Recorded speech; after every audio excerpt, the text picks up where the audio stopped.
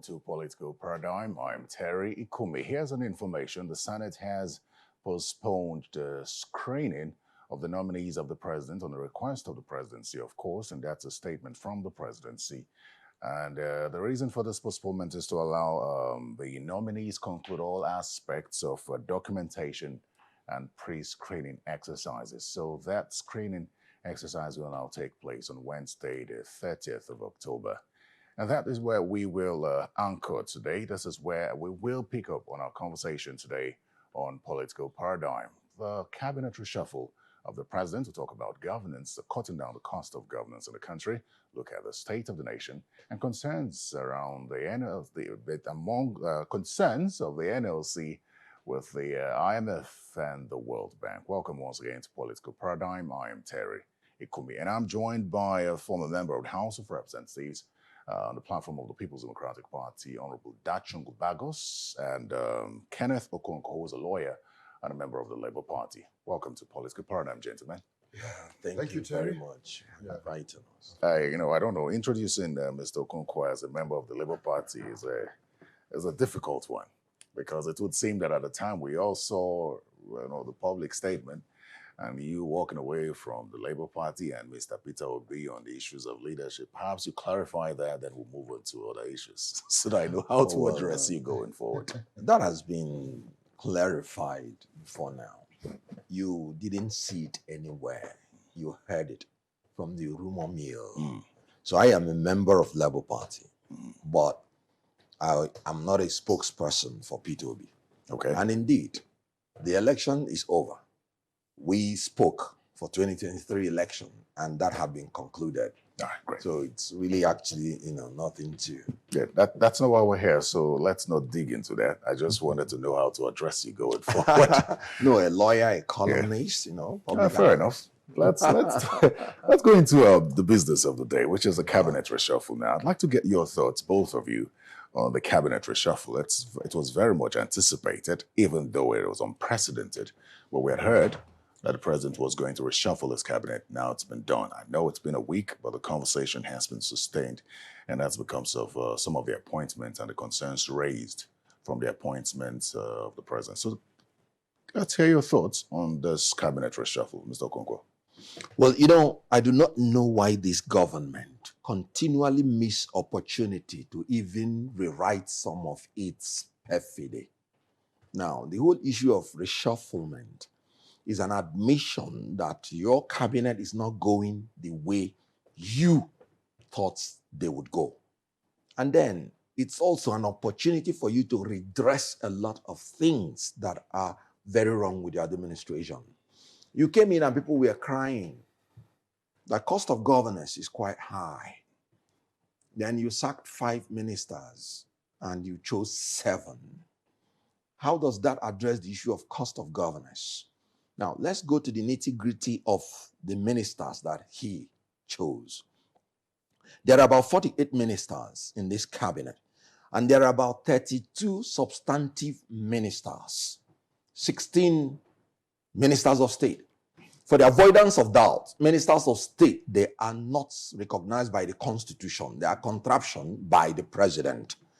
By Section 147, subsection 1, it is clear the president should appoint ministers of the government of the federation. And by Section 147, subsection 3, it said that appointment must accord with Section 14.3 of the Constitution, which is the federal character principle, which states that the composition of every government and the conduct of its affairs must reflect the federal character. In order to command national unity, national loyalty, and ensure that there is no preponderance of persons from a particular ethnic group, from a particular section on the government. Now, this government has 8 substantive ministers from Southwest. That's about 25% of the 32 ministers in Nigeria. In South-South, 6 states with the Southwest, they have only 3 substantive ministers. That is about 9% of the substantive ministers. In the Southeast, they have 2.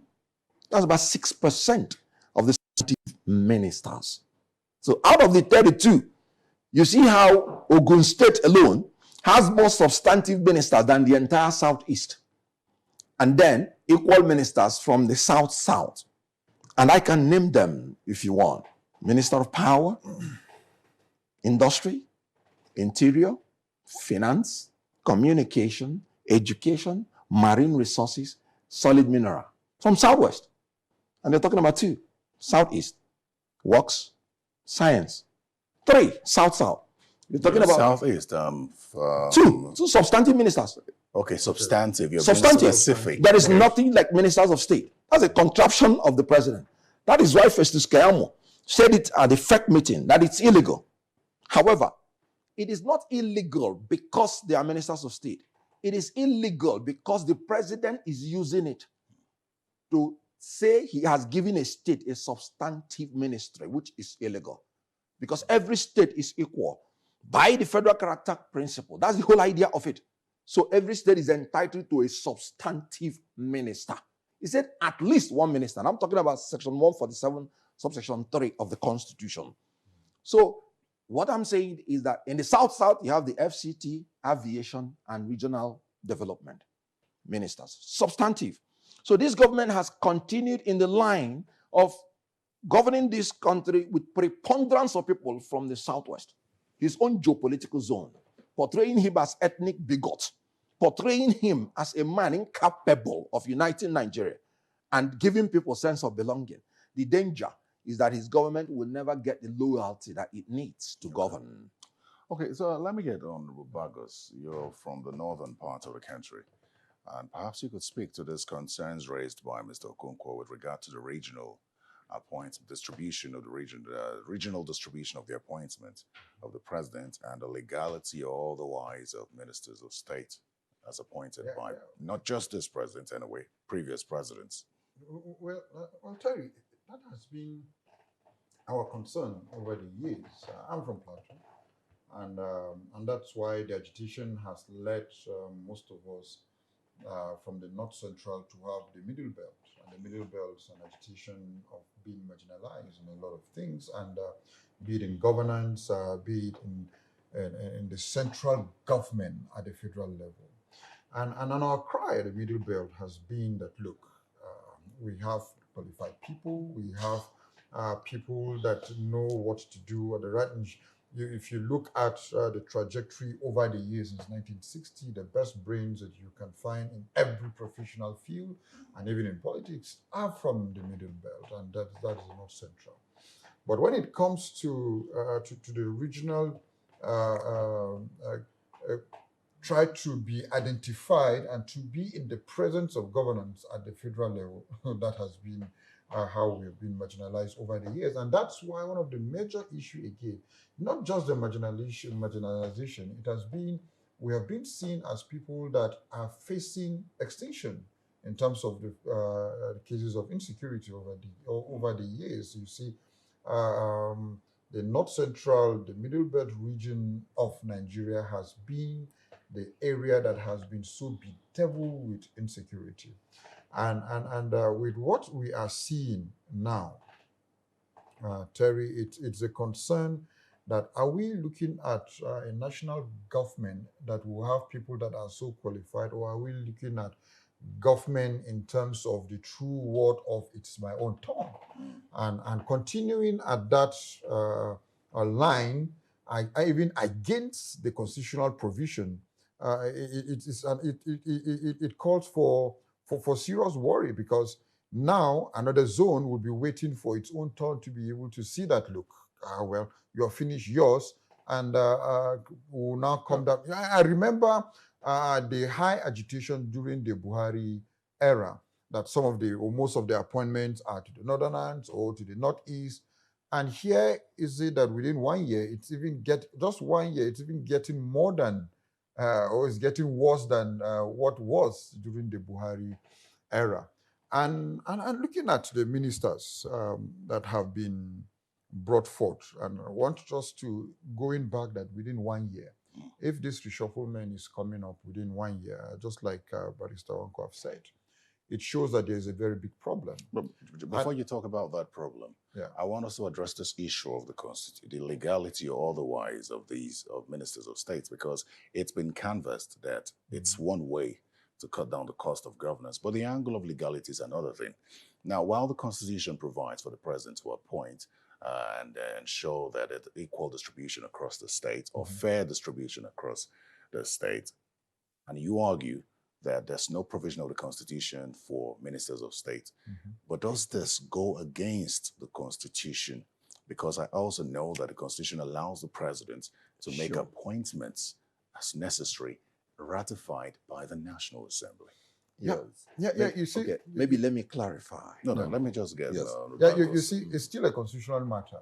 That those are issues that we even, when we were amending the Constitution to make sure that FCT has a slot, that, there are nomenclature in the Constitution that if not well taken, it to the executive or to the politicians will be where they can play around with it. That if the Constitution is said at least one person from a certain state, the politician will say, okay, it says at least. At least. But if the Constitution, it will give them the room to do whatever they want to do. But if the Constitution says one minister from a state, there shall. And you know what? Once that word shall, it's been included, it means that you can't have more than one minister from a state. But if it says at least one, so which means it has given the politician or whosoever the room to play around with whatever. So these are issues that still call for further constitutional amendment. Okay. So that it should be, there shall be one. Just one. So if it gives it more room, then well, they will have more room. I'll come back to you on the appointments and of the president. But Mr. Okonkwo wanted to clarify something. Yes, I want to make a clarification. There is nothing illegal in the president appointing ministers of state or giving his appointees any name he wants. There is something illegal in not giving a state at least one substantive minister. So you cannot give a state a minister of state and say you have given them one substantive minister. But then we'll go back to the Constitution with what Honorable Bagos had just talked about without specificity. It is specified. Section 147, subsection the word 3. Substantive. The word substantive. No, minister of the federation. There is no minister of state. Just like when they appointed the national security advisor, the first name they called him was special advisor to the president. We said, no, that's not national security advisor. So the Constitution is clear. And you check it, it's the same minister of the government of federation, showing that each one, and you use the word at least. So the government can give a state a substantive minister. If he likes, he can appoint 20 ministers of state in that state. It's not anything illegal. But every state must have a substantive minister. That is the whole idea of federal character principle. Let me go to Honorable Bagos. We're talking about the quality or otherwise of the ministers. So let me just, take it up from there and ask you if you are surprised by this list, the list of those who were not fired, the list of those who were fired, and perhaps the new list. So just round it up for us. Well, I'm not surprised because some of the ministerial, some of the ministers that were sacked, I think we are long overdue in terms of national image. I can clearly say that of is it the Minister of Women Affairs that after all the time there's one scandal or the other about her, and you can see the celebration in the but was it really a scandal? It would seem that she was fighting corruption in her ministry. I recall clearly that on one occasion, or on two occasions, in fact, she had fought against some unnecessary spendings in her ministry. At one of those events, she came out and said that you must do empowerment for women. Don't spend the money on organizing events. I don't know if... Yeah, well, but for me, in looking at most of the ministerial nominations and those that were sacked at a point in time, looking at what is the agenda of the present administration, and putting the agenda of the present administration, what is the heartbeat of Nigerians at this particular point in time, in terms of what Nigerians are facing, in terms of hunger, in terms of high cost of living, in terms of looking at what they need to do at the right time. I have not seen all this well spelled out. Even with How the, do we- even with the new appointments. yeah, because what are they doing to be able to address the issues? You know, those are the issues that look, what are you doing as a minister? Because I expect that if you're a minister of agriculture, you're a minister of women affairs, you're a minister of this, the issue in the country at this particular point in time, you should be able to have a well spelled out blueprint, step by step, midterm, long term, and the short term, how to be able to address these issues immediately. But when we are just looking at who is a minister, and the only time you see a minister is when he's attending a function. That is the only time we see the ministers. We don't see them looking at issues that have to do with the current challenges. This is what we're doing, and this is what we need. Give us this 4 to 3 months that these issues will be addressed. But at the end of the day, it's still the same cycle going on and going out. The issue of the Minister of Humanitarian Affairs, better, what after then, nothing has happened. What is happening with the ministry? What is happening? There are two ministers now. Yeah, well, they have a minister, minister of state. They just appointed these ones now. Yes. So we're going to see what new will happen there. Okay, you've made a very good point. On this issue of better, Edu, I want to have Mr. Okonkwo say something on it. Because it would seem as though she was suspended. An investigation was to be carried out. We don't know the outcome of that investigation. It's not been made public. And now we hear from Special Advisor on Information and Strategy, Mr. Bayo Onanuga, that she's been fired, that she's long gone. On the basis of fair hearing and the vilification in the public space already, based on the allegations against her, is it fair? Is the manner in which she was disengaged fair? Right. Let me first of all say that, because, you asked him, were you surprised? I said, I am amazed that this government is just wasting Nigerians' time. You know why I'm saying this? The Manufacturers Association of Nigeria, they said the problems we have in Nigeria today is frequent policy flip-flop, high interest rate, astronomical energy costs, hyperinflation, multiple charges, toxic operating environment. Now, one would have thought the president would have prioritized reshuffling the cabinet within the most terrible, urgent, problematic areas. And I'm talking about the circle of Ministry of Power, Ministry of Petroleum, Ministry of Agriculture, of Economy, generally, Finance, Central Bank. Why am I saying this? Dr. Raymond Kuti, the president, Guild of Medical Directors, he said that 50% of private hospitals have collapsed. And he said the problem is from the operating expenses because of lack of electricity and medical supplies. This thing, he said, rotates around these 4 ministries that I'm saying. Today is almost 8 days, and the entire North has not had light. And you're still keeping a minister of darkness that I've told you that his only solution is that Nigerians should off their refrigerator.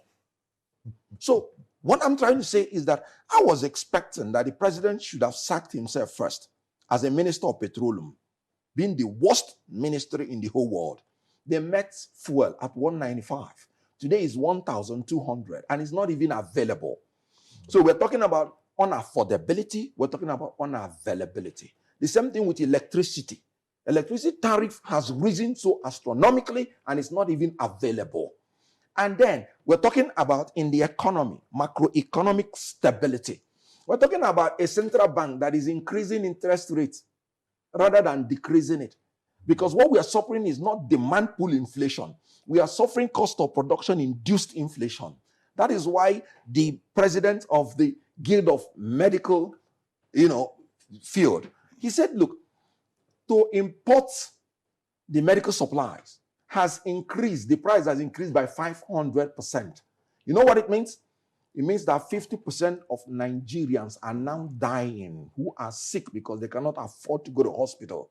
That's why he said 50% of the hospitals are collapsing. So rather than trying to rejig your cabinet within this area. You are rejigging your cabinet, saying you're sacking women and affairs.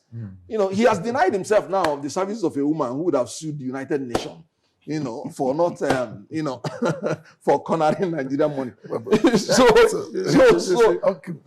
the issue is really very, very, very, it's terrible. Well, can you respond? They're chasing shadows in this reshufflement. Nothing reasonable. About Edu that you asked, it has told you the hypocrisy in the purported fight against corruption. The mere fact that you said you suspended somebody means there are reasonable suspicion that she compromised herself, compromised her office, and she engaged in corrupt practices. No, I think this is the suspension at the time was to pave way for investigation. So what's the investigation? So that's the question. What's the outcome? So that's the question. I said the question then. is the outcome of that investigation has not been made public. Right. In the eyes of the public, she's already guilty. And she's been receiving all sorts of it. She had received all sorts of... Ikumi, in this studio, I sat down and said that call for investigation was for optics. In this studio, is it not for optics? It's for optics. The thing is that lady was not sacked because she stole. That lady was sacked because she was not clever in stealing.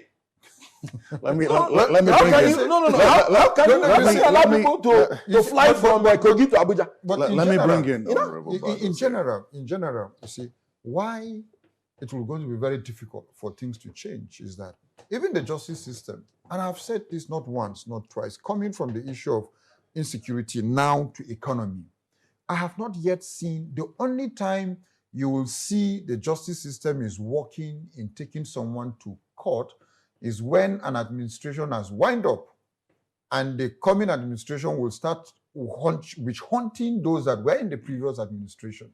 Because now, if the system is actually working, and if truly they are saying that this is what better has done, you could have been in the court today or jailed. Nothing has happened to that. As an example. So, just like the issue of the insecurity, we have nobody today you can say that it's either this person is going through how many years in prison as a result of these killings or as a result of this. So it's just that at the end of the day, like a cosmetics quick fix to make you feel better that something is being done. But by and large, the resilience of Nigerians, the heartbeat of Nigerians with so prayerfully how we are, that look, things will get better. It's what government should be thankful about. Because it's like when I reviewed some of this, that just 1 year ago, fuel was 190 something. Just 1 year ago, $1 was 300 or 400, just within 1 year. And we're still hoping. And I don't know how the hope will be renewed. So it's not even about the sacking of the technology. People that were in government were there. Just 10 or 20% that came in 1 year ago have made things so terrible. So it's very important that the president should go back to the drawing board. Go back 1 year ago. Where did they get it wrong? And if we just talk about the issue of, some cabals are going with the removal, with is it fuel subsidy. I can tell you, if you ask Nigerians today that why fuel subsidy was removed is because of some cabals, and that is why they are going through. They will tell you, please go and give those cabals that money. Let's go back to the normal way we are living as a people. Where are the alternatives? So these ministers today, these are issues that we want to hear from the ministers. What are alternatives to the current suffering? What are the alternatives to the issue of high fuel increment? What are alternatives to the rise that people are getting 150,000 per bag? What are alternatives to the healthcare? Even in the healthcare, my younger brother got his BP drugs. He has been taking for 8 days. A pharmacist, one of his pharmacist friend, now discovered that those drugs he has been taking were fake at the high cost. So who are checking? What is NAFDAC doing? What is even the health? So all those. So that's another so a thing. lot of things are going on wrong. You know, when I first had this conversation last week, when I stood in for Sharon on the show, the concern around the Orosanye report came up. And that report did not just talk about ministries. It talked about departments and agencies. And over the years, I don't think we have seen government respond to issues around either merging or scrapping departments and agencies or government-owned enterprises over the years. Is that something that this administration should be considering? Absolutely. And that was what I thought they were going to do in this reshufflement. Now, in a capitalist nation, the job of the ministers is essentially regulatory. When you hear Minister of Agriculture, he doesn't go to farm with tractors to till the farm. He's just regulating the system, making policies that will be palatable for the practitioners. What are you doing with 3 ministers for agriculture? And you're pretending that you are implementing a Orosanye report. My problem with this government is the height of hypocrisy. You're talking about Minister of Agriculture, Minister of State, Livestock Minister. For what? What are they doing? Are they the farmers that are going to the field to farm? Are they the people to give security to the farmers? But the livestock, the livestock ministry itself seems like a security measure. How? To address the issue of the farmers. No, I'm trying to say, why would one minister not regulate the industry of agriculture? Maybe it hasn't worked. That's why it's changing it. And when we had one minister in the name of additional, I hope I'm right, the present AFB, AFDB. When we had one minister, agriculture was giving us food. Farmers were receiving their fertilizer. Everything was moving on fine. The problem is not number of ministers. Give the farmers security, give them the tools they need, and they will give us the food. Yeah. These ministers, you're multiplying corruption because the only thing they have experience for is incompetence and corruption. Honorable Bagos, do you also dismiss the Ministry of Livestock? No, I'm not dismissing it. No, I'm asking whatsoever. See, most of the I'm saying it should be a department. If I remember very well, the Ministry of Livestock came in as a result of is it a committee that met the president and gave that recommendation that it will handle the issue of herders, farmers clash, or issues of whatsoever. And then I said, well, if that is what will handle the issues of farmers, herders clash, if there's a Ministry of Livestock, so me that I'm a farmer, they should give me Ministry of Root Crops, or they should give me Ministry, because that's what I'm so much interested in within my own region. But does this not separate the Ministry of Agriculture, which would perhaps... No, what is the name agriculture? Crop?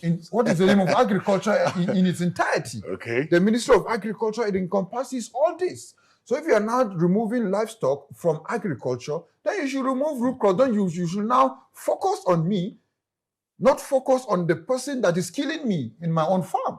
So these are issues that, look, most of the policies are just trying to dice down tension, trying to accommodate everybody. So the more you're just trying to accommodate everybody without dispensing and looking at the law, dispensing judgment, dispensing justice, your hands will be so overwhelmed that instead of doing like this to accommodate everybody, it will be free for all. You know, and again, knowing very well that democracy, it's very expensive all over the world. But what other Democrats look at in other countries, part of the world, is that, look, how can the system work? Get an enabling environment so that everybody will be equal. So looking at whatsoever, and I've said this not once, not twice, as long as the right indices are not being looked into in getting an enabling environment, we're talking about power, talking about industrialization. Without industrialization of Nigeria to make Nigeria to be an export country, all these things that we are talking, it will just be, we have not seen increment yet.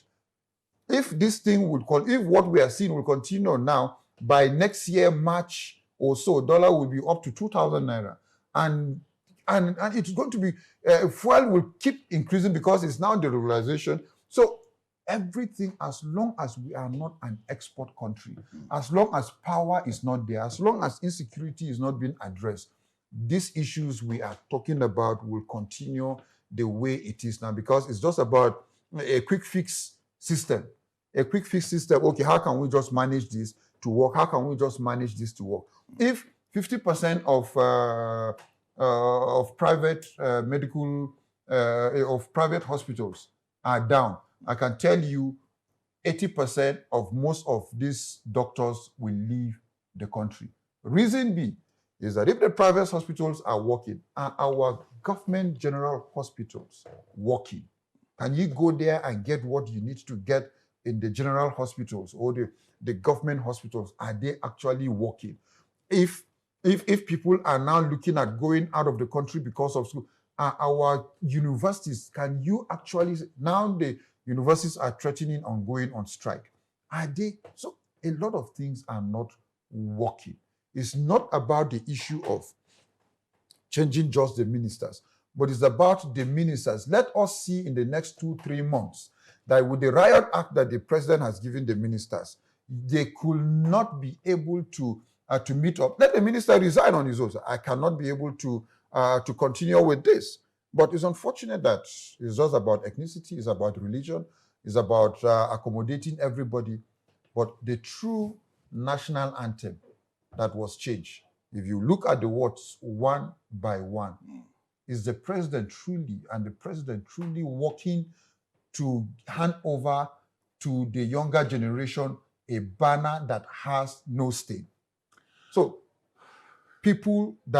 a country that we will not, that no one will be oppressed. Are we looking at those lines? Let's look at something. I know that analysts have canvassed that we should not have a situation where the winner takes it all after elections. And it would seem that the president is heeding that with his appointments. He's appointing members of the opposition into his cabinet. And some have described this as what they call political some say it's just politics, others say it's political tolerance. Those who say it's just politics for him say that he is shrinking the political space and dragging the country into a one-party state. What do you say? There's nothing wrong in appointing opposition people to your cabinet. If you find them qualified, if you find them they are going to serve the people. You said it's politics. Would he have been playing chemistry or physics? Politics is the game for democracy. So there is nothing wrong in playing politics. As a matter of fact, if you play good administration in a democracy and you're not playing good politics, you still run into problems. So the issue here is that the reasons for the appointment is not for the welfare of the people. Are you talking about this particular, the appointments that he's made now? The reason first and foremost is political self-aggrandizement. There are 2 appointments that we can count on. One is the Minister of the FCT News and Wiki. To capture Rivers State. The other is Bianca Ojukwu, who is in the All Progressives Grand Alliance. Yes, to see whether he can make an inroad to Southeast. Bianca Ojukwu is assistant to a minister, not a minister. That's what I told you about Minister of State. Bagos, you share the same position? Foreign affairs. Well, I don't, like I said, I don't have a problem with whosoever the minister wants to, the president wants to appoint.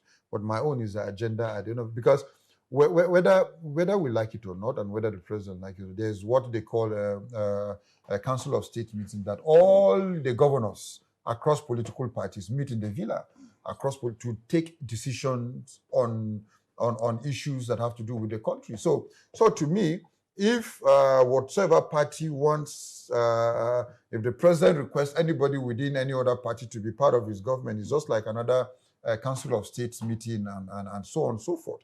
But again, it will not, where I will have a problem with is that if you are coming from either Labour, PDP or whatever, you are in that government, let your attributes, let your activities be seen that, look, you are still standing for your party and at the same time contributing the ideology and the agenda of your party, if it were your party that is the president, into the government that you are in now.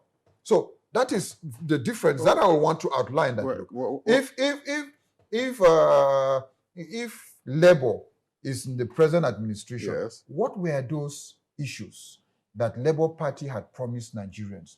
Those I guess it depends on the portfolio. Yeah, so those should be the memo of the minister or the sole appointee to the president that, look, we can share these ideas. So, but if a minister is being appointed into the administration and you now abandon your own ideology of your own party and adopt the ideology of the party that then is no longer a unity. It's no longer a unity government. The idea. I don't know if that is viable, because the idea of the president's appointment, I believe, is to fulfill his mandate. Absolutely. And his mandate is supposed to impact on the people. Yeah, the mandate. Absolutely. The mandate comes with ideology. No matter his mandate he has, if his mandate is to kill people and your mandate is not working, you are there, you should know, Mr. President, you can be able to address it maybe this that's way. why the president is being careful with his appointment. Well, I respectfully disagree with the honorable member. Yes. The president is the commander-in-chief of the armed forces and came into governance with his own manifesto. And so when he is appointing you from anywhere, you are coming in. The acceptance of it is that you're coming in to carry out the president's agenda. And that is why even his party members, PDP, renewed hope. So, according to renewed hope. So no need for you that you're from another party. So what I'm saying to come is and that carry that agenda. So on that the day that the president appointed the FCT minister, that was when I knew he was going to deal ruthlessly with South. Both in appointment, both in everything. You know, you could imagine what Wike would have been saying to this government if he was not part of this government. But he's not the only opposition. And all these Where things. Are the rest? The reason, again, that they appointed him is to emasculate the PDP. PDP is now the servant of servant. Because when you are a minister in a government, you are the servant to the president. I think now, minister means servant. That's why you say minister of the gospel. PDP is still standing on its own. PDP is serving Wike now. If the FCT minister is serving the president. PDP is not serving the president. The servant of the servant. That I will not agree. That is one of the reasons. PDP still stands as the opposition. You would have to allow me to lie. But PDP is not serving the president at I have said it before. If the minister is serving the president, Labour Party is giving a housemaid to APC now under Abure leadership. Because these are the reasons. I'm a PDP. He's dragged his party. He has the right to drag his party. I said that before. But he has the right. He has the right to disagree. That's fair. What he does not have is the right to allow him to. So if PDP is the servant of the servant. He's also saying Abure. He also brought in Abure into the picture. That's my I'd like to hear what he has to say. That's my own opinion. My own party. Yes. You should allow me to. Good. That's fair. So these are the reasons why he is appointed. The PDP is standing, whatsoever internal, but PDP is not serving the president at any level. PDP is not even, is a servant of servants. And not at all. Not at all. I told you earlier, under Abure, Labour Party is a housemaid to APC. It is pure and simple, because you are purporting that you organize the national convention where nobody wants you, where nobody voted for you. The elected people, they have come together to choose a caretaker committee because your tenure has expired. And then, who are you governing? It is because APC needs such people to be in power in Labour Party. That's why they are in power, to be used for 2027. Do you think there's infiltration from the APC in your party as well? Not at all. You know, whatsoever internal rancor we have within our parties, our own internal issues that we're trying to address. But for our own whatsoever opinion that anybody will have, that because a PDP, a card-carrying member of the party is with the government, that is his own private business. But then, for us as a party, we know that we are working to reject the PDP to be a formidable opposition, to see that how we can be able to address an individual cannot be identified to be the whole organ of the party. That's the difference, because it's only the FCT minister that is the president. There's no any other appointment of a member of the PDP. I really don't want this conversation to go political. Yeah. I really wanted us to deal with the issues. So let's come back to the issue of governance and focus on cutting the cost of governance. Now, the president not long ago had cut down his entourage, cut down that of the vice president, and now his latest move is being commended by a number of persons. He has cut down the entourage of the ministers, saying that only 3 vehicles, cut down the security as well. Even told the security heads that they should cut down, except when necessary. They shouldn't move in long convoys. Do you commend the president as well? Is this a good move? It may not be, as some have said, the best move ever to address cost of governance, but is this a step in the right direction? Within Abuja, Terry, they can do that within Abuja. All of them, all the ministers, none of them can travel to their places with 2 or 3 cars. It's not possible. They know that none of them can go to their villages with 2, 3 cars. It's not possible. So it's just cosmetic within Abuja. Because none of it's just the truth. If they are going to their villages, they mobilize security, they mobilize civil defense, they mobilize, let them enter their villages with 2, 3 cars, and let's see if they will come out. They mobilize, they make sure that there is advance, they make sure there is this. It's just cosmetics within Abuja movement. But none of them can go to their villages with 2 or 3 cars without security. It's not possible. With the high rate of insecurity in this country, let them dare it and let's see if they will come back the way they went. Mr. Okonkwo. Well, like I said, there is nothing to commend because what you are trying to protect by cutting down on the cars, you are losing by bloating your cabinet. If you say 3 cars for a minister, for instance, and you have 3 ministers for 1 ministry, you are talking about 9 cars, 9 drivers. That is why we're saying, for you to make sense and for people to commend you, you have to cut down on the number of ministers. You have 37 ministers by the Constitution to choose in America. That is like a continent. They have about 15 secretaries of state. So you can come down to 37. And then when you talk about commendation, you will be commendable. Now you are condemnable because you have about 48 ministers for a poor country. And you want to buy your private jet. Use 21 billion naira to build the house of your vice president. Use 20 billion naira to give your chief of staff. You use billions to give your wife to spend on what? What am I commending? I condemn in its entirety this government and its profligacy. They should repent. Okay, so let's look at the something related, and it has to do with the people. While the government cut costs in every aspect, especially with the issue of fuel subsidy, whereas, of course, advised by the World Bank and the IMF that this money should go directly to Nigerians, so we used to, implement projects that are directly beneficial. The issue of the Humanitarian Ministry comes to mind. It's supposed to be a ministry where government can reach the people directly. But there are those who have described it as a corruption ministry. Now, under Better Edu, it was even made more evident. And many said this is a time for the ministry to go. It would seem that the president doesn't agree because we now have 2 ministers. Do you think, do you agree with those who say the ministry should go, or do you expect some more work to be done with that ministry because of how impactful it would be on the people? Well, when... Okay. Make your point first. Okay, no. When President Tinubu still chose another person for that ministry and now concluded he's not interested in fighting corruption, Better Edu was a medical person, a woman that ought to have milk of human motherly kindness. If she can go there and be overwhelmed by the corruption in that system, and she inherited women before her, spending 40 billion, the one that EFCC is talking about. If you put a Nigerian angel, not angel of God, if you put a Nigerian angel in that ministry, that angel will be very corrupt. The sad thing about this is because there is no outcome of that investigation. Ought to be abolished. All those things against Better are still regarded as allegations. That's why I'm saying that ministry should be abolished. One, it is not doing anything. Just check what Better Edu did. They brought out money they said they were going to give to 4 allegedly vulnerable.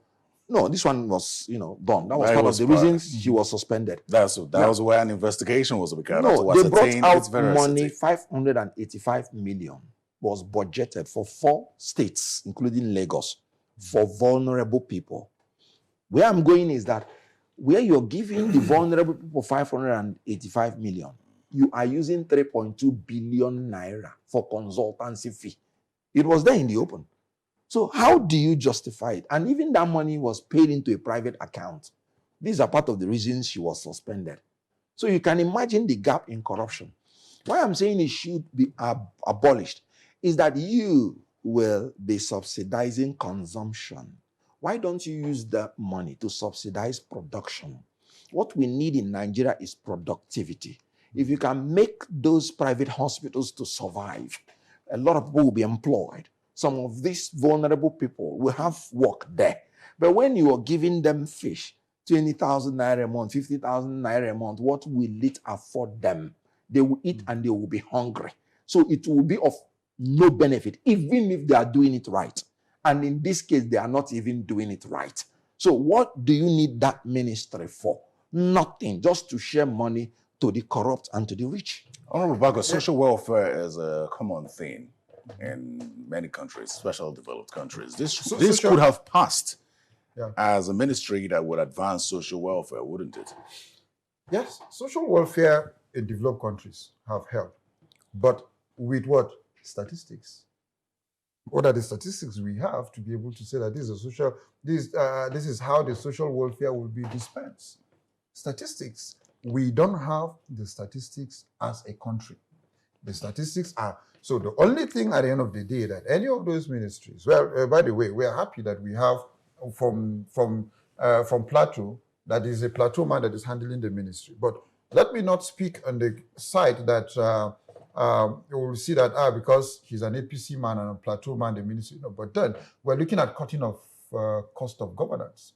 For me, in general, there are three ministries that are supposed to be in one, in the same place, in the first instance. First of all, the Ministry of Labor, Employment and Productivity, is it? That's the ministry that has been there for long. And now you have Ministry of Regional Development. You have Ministry of Humanitarian. If you look at these three ministries, all their mandates are the same. Productivity, labor, employment, regional development, humanitarian, all their mandates are the same. And if you look at dispensing this, you want to talk about the social whatsoever, we don't have the statistics we need to actually give social welfare to the people. In Nigeria, it's zero. Today, there are people from Niger and other neighboring countries that have our name, that are carrying Nigerian green passport. So how can you even make them to be part of those that you want to give them the social welfare? The only time that social welfare works in the Nigerian system of governance is during elections, when for 5,000, the Ministry of Humanitarian will start disbursing for 5,000 to market women. Or when you go to a state and the party officials will gather names that these are the people that they will be giving either rice or they will be giving this.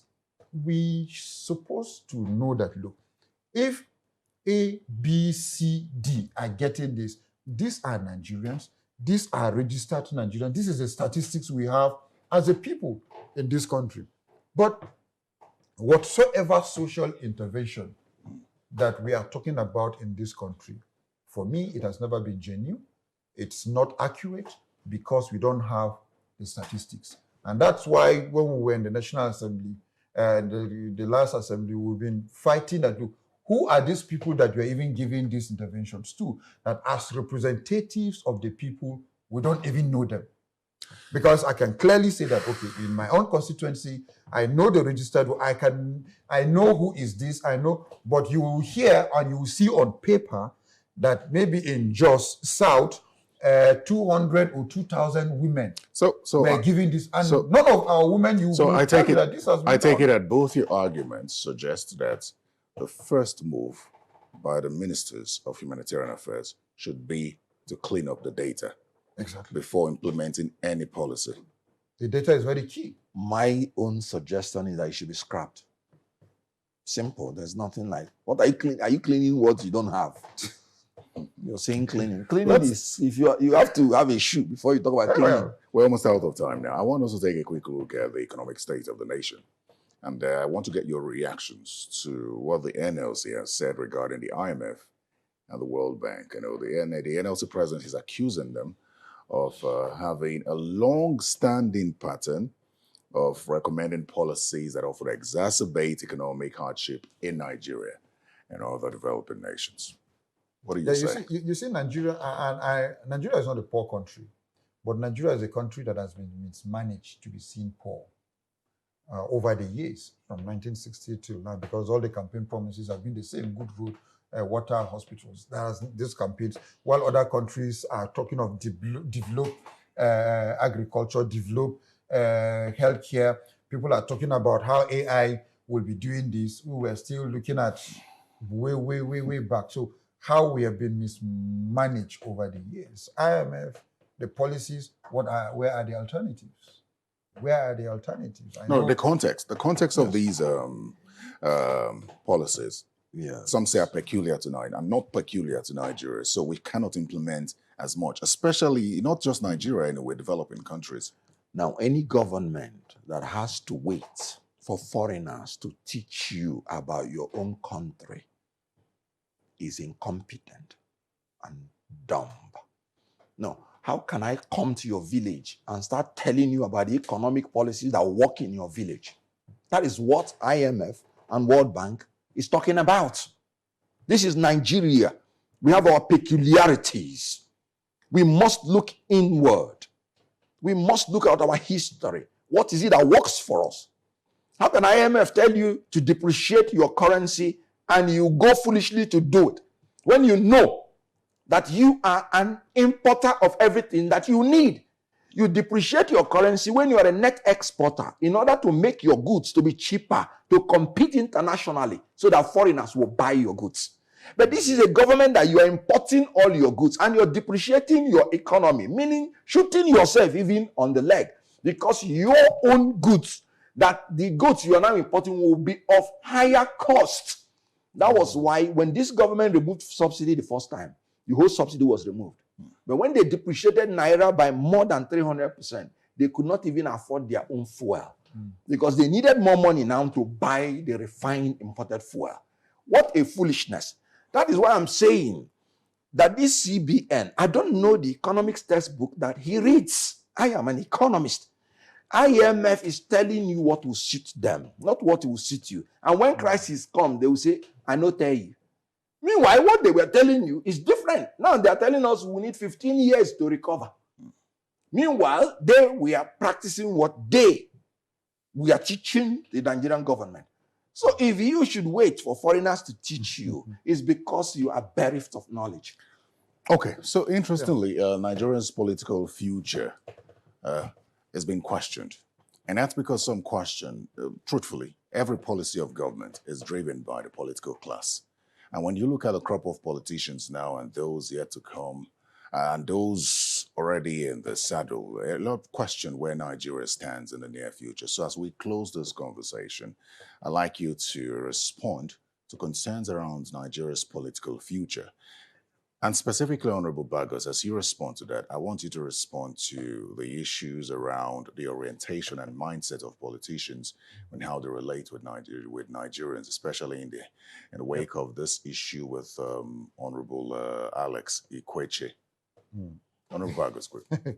Well, I tell you, the major problem, and we have said it not once, not twice, that the problem we have as a country and within the political space is about leadership recruitment. Leadership recruitment in the sense that now it has been, it's now an ideology to the younger generation and young politicians that it's only when you get into politics that you'll be rich. It's only when you get into politics you have access to a lot of things. But that is not so in developed countries. I have seen where a US congressman is looking for businessmen to lobby for issues. Okay. But here you will see that it's the businessmen that are looking for the politicians to lobby for issues reversal. Well, why do you think that? Why do you think that is so? Anyways, yeah. So leadership for me, in closing, Terry, leadership recruitment is a very big problem. That the ideology, the ideology of democracy, the ideology of politics needs to be rejigged and more reorientation, because the younger generations that are coming in, everybody that is seeking for position is just looking for, it is my turn. Absolutely. Let me come to Honorable, Mr. Okonkwo, just as a wrap up, please. In 60 seconds. Oh, well, what I want to tell you is that no country will survive under abject poverty, because poverty irritates people. When people have lack, they are suicidal. They can do anything. We need government that is run by men of integrity, men of capacity, competence, and character, in order to yield the democracy dividends.